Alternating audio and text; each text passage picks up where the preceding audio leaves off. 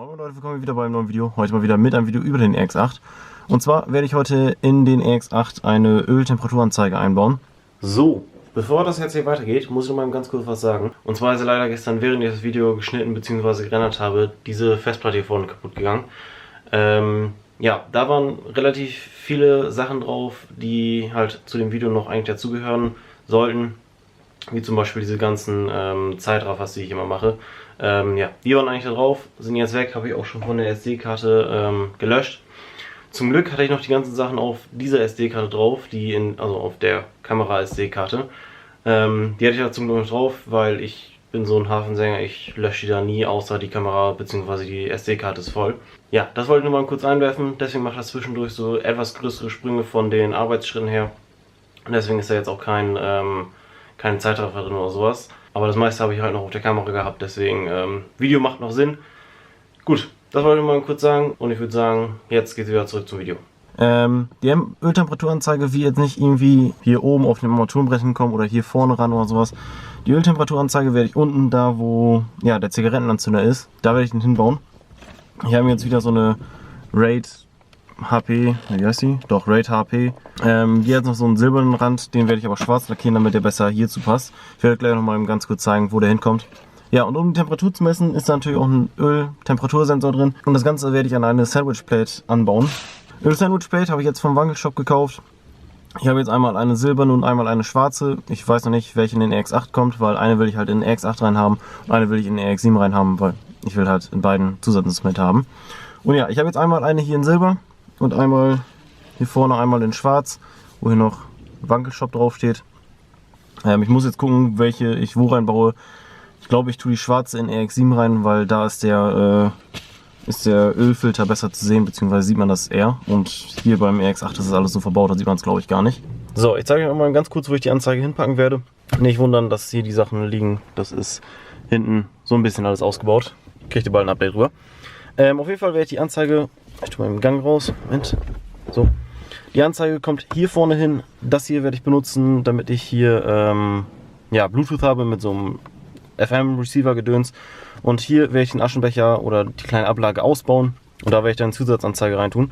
So sieht das meiner Meinung nach ganz clean aus, wenn das hier so zwischen ist. Weil ich mag das nicht so gerne, wenn hier irgendwas ist oder hier vorne dran. Das ist nicht so geil, finde ich. Gut, dann würde ich sagen, ich baue jetzt erstmal die Ölsandwich-Platte vorne ein, im Motorraum. Und dann hole ich euch hier gleich ein bisschen mehr ab, wenn ich die Zusatzanzeige einbaue. Ja, dann sehen wir uns gleich wieder. So, ich habe jetzt vorne den Behälter schon mal ausgebaut. Hier ist halt der Zigarettenentzünder und hier ist dieser Aschebehälter. Ich habe die Klappe auch schon mal abgemacht hier vorne. Weil die brauche ich halt, um da was reinzuschneiden, muss ich die halt ab. Und ich habe die Anzeige schon mal lackiert. Ist an sich ganz gut geworden, wenn man so drauf guckt. Aber wenn man jetzt hier so in die Ecken reinguckt, dann sieht man, da ist es nicht so geil geworden. Da werde ich höchstwahrscheinlich nochmal mit dem Edding irgendwie rübermalen, gucken. Aber ich wollte jetzt euch das mal ganz kurz zeigen, wie ich das so gedacht hatte, wie das Ganze dann aussehen wird. Wie gesagt, der Zigarettenanzünder bleibt. Und hier vorne werde ich gleich mit dem Dremel so ein kleines Loch einschneiden, damit halt dieses Ding hier so da durch kann. Und dann ungefähr so da drin sitzt.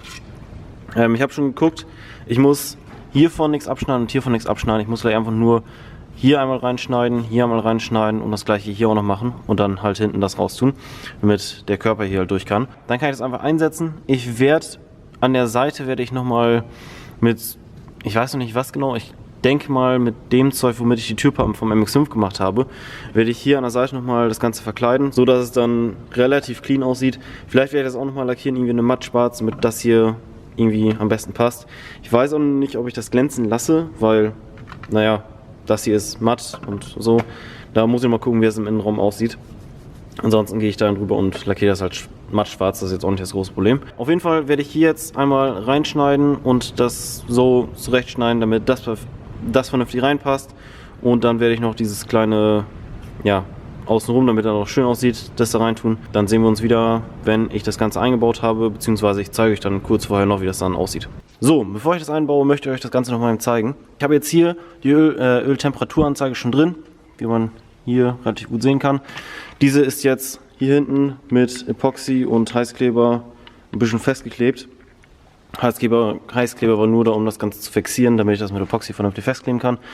Ja, ich halte es mal gegen das Licht. Ich habe jetzt versucht, dieses, ich weiß nicht, was das für ein Material ist, ABS, irgendwie sowas, diese Plastikplatte habe ich jetzt versucht, so gut wie möglich darin einzuarbeiten. Man sieht hier oben, habe ich so ein bisschen mit der Spachtelmasse verkackt, genau wie hier unten. Spachtelmasse habe ich übrigens so eine Profi-Spachtel von Nigrin genommen. Keine Ahnung, kann man höchstwahrscheinlich alles für nehmen.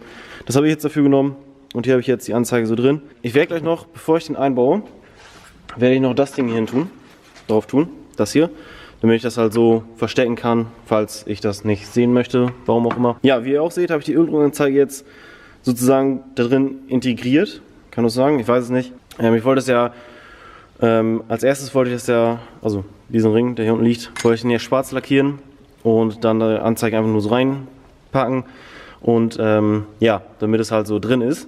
Aber dann habe ich mir gedacht, es wäre doch viel geiler, wenn ich das Ganze halt verstecken könnte und dann sozusagen integrieren könnte. Und ich finde, dass es ganz gut klappt, wenn das auch jemand machen möchte. Diesen Ring kann man einfach an der Seite hier so ein bisschen aufflexen. Ich habe das jetzt mit dem Dremel gemacht, weil da muss auch ein ganz bisschen weggemacht werden oder aufgeschnitten werden.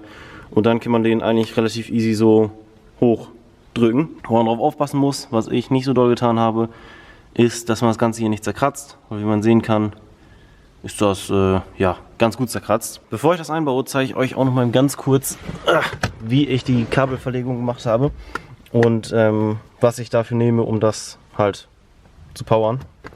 Hier habe ich einmal das Kabel, was zum Sensor geht, was natürlich im Motorraum ist, was ich gleich auch noch zeige. Das geht hier unten komplett lang. Und da hinten ist dann so ein Gumminopsi, der, glaube ich, die Motorhaubenöffnung gedöns, wo das damit durchgeht. Da habe ich das Kabel einfach mit durchgezogen. Ist richtig pain in the ass. Also ist echt nicht geil, das zu machen. Keine Ahnung, aber man kann das irgendwie nicht woanders noch mit durchlegen. Ja, da habe ich das auf jeden Fall durchgelegt. Einfach ein bisschen ins Gummi da reinschneiden, dann kann man das einfach so durchziehen. Das heißt einfach, ich habe dafür eine Stunde gebraucht. Minus, da gehe ich einfach hier vorne dran. Hier, da bin ich direkt an Masse. Und Plus nehme ich von diesem Kabel hier. Das ist ja für einen Zigarettenanzünder. Da gehe ich einfach bei, nehme hier Plus ab und dann ja, habe ich mit der Anzeige Plus. Hier vorne passt es auch. Das passt absolut perfekt rein, die Anzeige. Die kann ich einfach hier so reinsliden. Ich habe auch vorhin schon mal geguckt, wie das so aussieht, wenn es hier drin ist. Das sieht sehr, sehr gut aus, muss ich ganz ehrlich zugeben. Ich zeige euch auch noch mal eben, wie ich das im Motorraum gemacht habe. Hier unten ist der kleine Nupsi. Moment, wie sieht man den am besten? Wie sieht man den jetzt? Da. Da unten ist der kleine Nupsi, wo ich das mit durchgeführt habe. Gut, dass die Kamera überhaupt nicht darauf fokussiert. Jetzt kann man es sehen.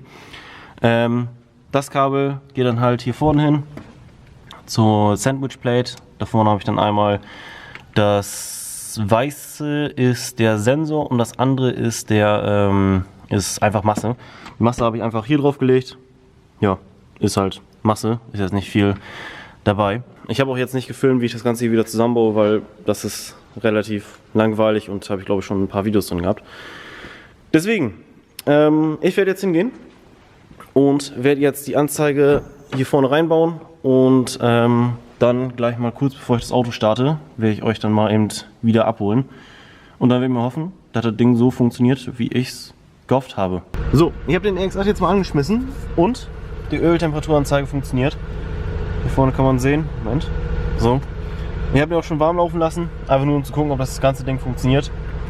Und ich mache jetzt mal ein kurzes großes Licht aus, weil dann sieht das schon pretty nice aus. Wenn man hier so guckt, so hier hat man dann schön Kühlflüssigkeit und sowas, also Kühlflüssigkeitstemperatur.